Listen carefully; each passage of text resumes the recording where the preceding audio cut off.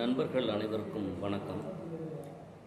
இன்றைக்கி நம்ம பேச போகிற தலைப்பு வந்து திருப்பரங்குன்றம் சிக்கல். திருப்பரங்குன்றம் மலையில் என்ன சிக்கல் போயிட்டுருக்குன்னு உங்களுக்கு நல்லா தெரியும். அங்கே இருக்கக்கூடிய முருகர் கோவில், அப்புறம் அங்கே ஒரு தர்கா ஒன்று இருக்குது.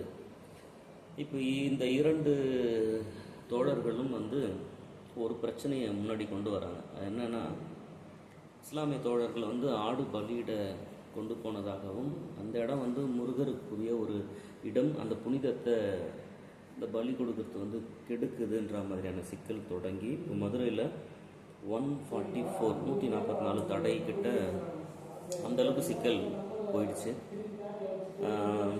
இது என்ன செய்தி அப்படின்னு சொன்னால், இதில் நம்ம தெரிஞ்சுக்க வேண்டியது, மறுபடியும் சொல்கிறேன், கணியன் பூங்குன்றனார் சொன்னது, யாதும் ஊரே யாவரும் கேடி.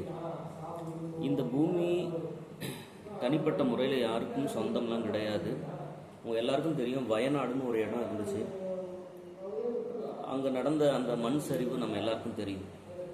அடுத்த நாள் அங்கே இருந்த தடமே இல்லை, அங்கே ஒரு வீடு இருந்த தடமே இல்லை.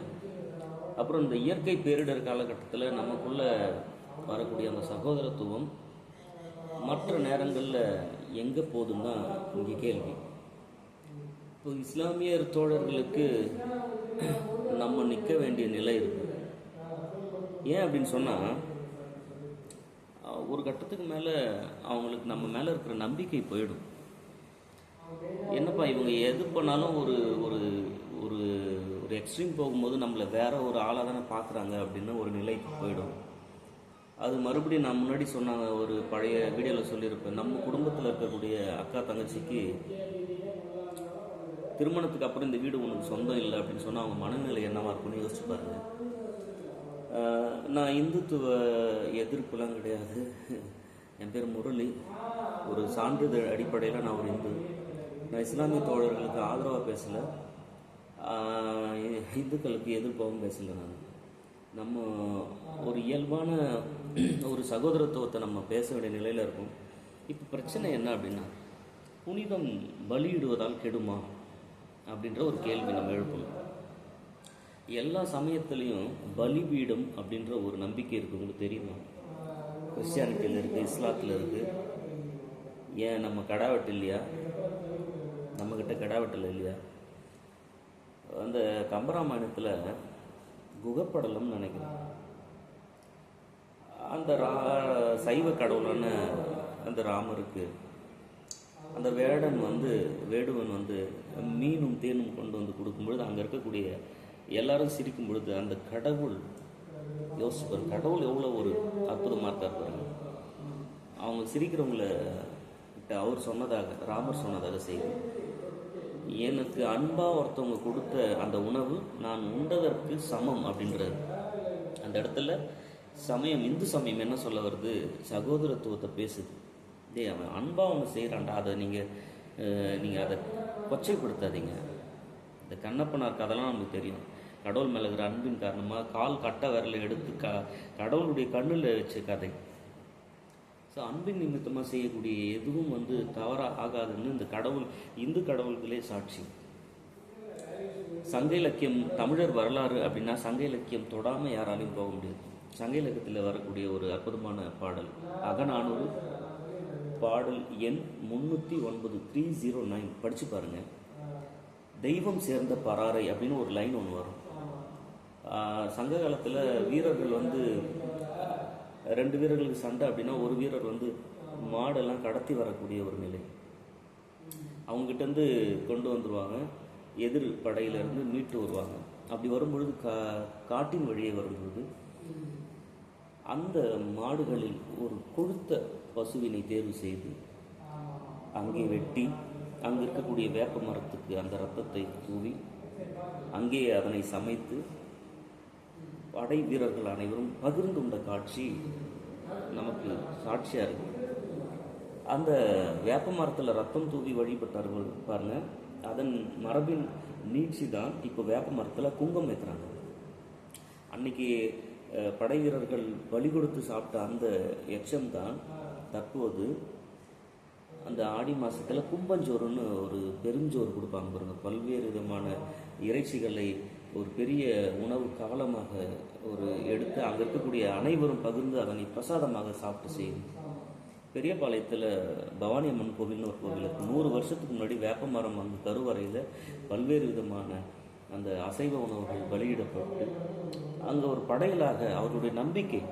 தற்போது ஆகம விதிகள் உள்ளே வந்த பிறகு இந்த பலியிடுதல் நிறுத்தப்பட்டு ஆடு மாடெல்லாம் வெட்டக்கூடாது, நீங்கள் கடவுள் பேர் சொல்லி நேந்தி விடலாம், அந்த பணம் வந்து நிர்வாகத்துக்கு வரும், மறுபடியும் அந்த ஆடு மாடு வெட்டக்கூடாது, அது சுழற்சி முறையில் அப்படியே வந்துகிட்டே இருக்கும்.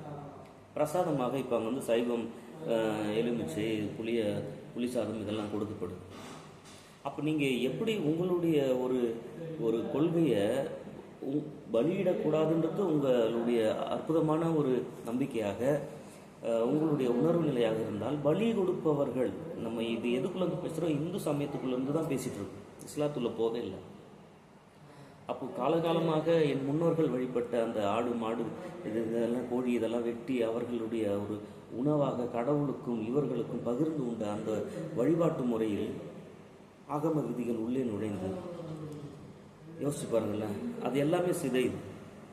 அப்போ மீண்டும் வந்து இது ஒரு சனாதனம்ன்ற அந்த சொல்லு சரியா அப்படின்னு நம்ம யோசிச்சு பார்க்க வேண்டியிருக்கு. கிட்டத்தட்ட அப்படி தானே வருது. நான் சொல்கிறதான் நம்பிக்கை, என்னுடைய நம்பிக்கை தான் நீ பின்பற்ற வேண்டும் அப்படின்றது. அது ஒரு ஹிட்லருடைய ஆட்சி போல தான். இந்த உலகம் எல்லாருக்கும் பொதுவானது, அவரவர் நம்பிக்கை அவரவருக்குரியது. மண்ணை சொந்தம் கொண்டாடணும்னு நம்ம ஆசைப்பட்டால் யோசிச்சு பாருங்கள், இந்த உலகம் ஒரு பெரிய பெருமையை சுமந்துட்டுருக்கு. என்ன பெருமை தெரியுமா? நேற்று இருந்தவன் இன்று கிடையாது. உங்கள் எதிரில் இருப்பவர், அது இஸ்லாமாக இருந்தாலும் சரி, யாராக இருந்தாலும் சரி. ஏன்னா நீங்கள் எல்லை கடந்து பயணம் பண்ணிங்கன்னா உங்களுக்கு எதுவுமே மதம் சாதி எதுவுமே இல்லாமல் போயிடுங்க. நான் 2 முறை இமாலயா பயணம் பண்ணியிருக்கேன், தனியாக போயிருக்கேன். எந்த நம்பிக்கையில் போனேன் அப்படின்னு சொன்னால், யாது முறை யாவரும் கேள்வி தான். நீங்கள் பெருசாக பாருங்கள் இந்த உலகத்தை. இந்த உலகம் ரொம்ப பெருசு. மீண்டும் மீண்டும் ஒரு சின்ன தலைப்புக்குள்ளே போயிட்டு நீங்கள் மாட்டிக்காதீங்க. என்னுடைய தோழர்கள் சகோதரர்கள் ஒரு சிலருக்கு நான் சொல்வது ரொம்ப அப்படி கடினமாக இருக்கும், என்னை திட்டணும் போல் இருக்கும். தோழர்களே, நீங்கள் கொஞ்சம் சிந்திச்சு பாருங்கள். நம்ம பக்கத்து வீட்டில் கிறிஸ்மஸ் அன்றைக்கி ஒரு பிரியாணி கொடுத்தா எவ்வளோ சந்தோஷமாக சாப்பிட்றோம். ரம்ஜான் அன்றைக்கி பிரியாணி கொடுத்தா எவ்வளோ சந்தோஷமாக சாப்பிட்றோம். அன்றைக்கி ஒரு நாள் தான் உனக்கு மரியாதை, அடுத்த நாள் நீ வேறு யாரோ ஒரு ஆள் அப்படின்னா, நமக்கு ஃப்ரெண்டு இல்லையா? சையது நம்ம ஃப்ரெண்டு இல்லையா? ஜேம்ஸ் நம்ம ஃப்ரெண்டு இல்லையா? யோசிச்சு பாருங்கள். நீங்கள் ஒரு இஸ்லாத்தை நீங்கள் பகைக்கலை, நம்ம நண்பர்களை பகைக்கிறீங்க. தோழர்களே, அன்பை பெரிதாக்குங்கள். நமக்கு கிடைக்கக்கூடிய விடயம் அன்பின் வழி நல்ல விடையாகவே இருக்கும்.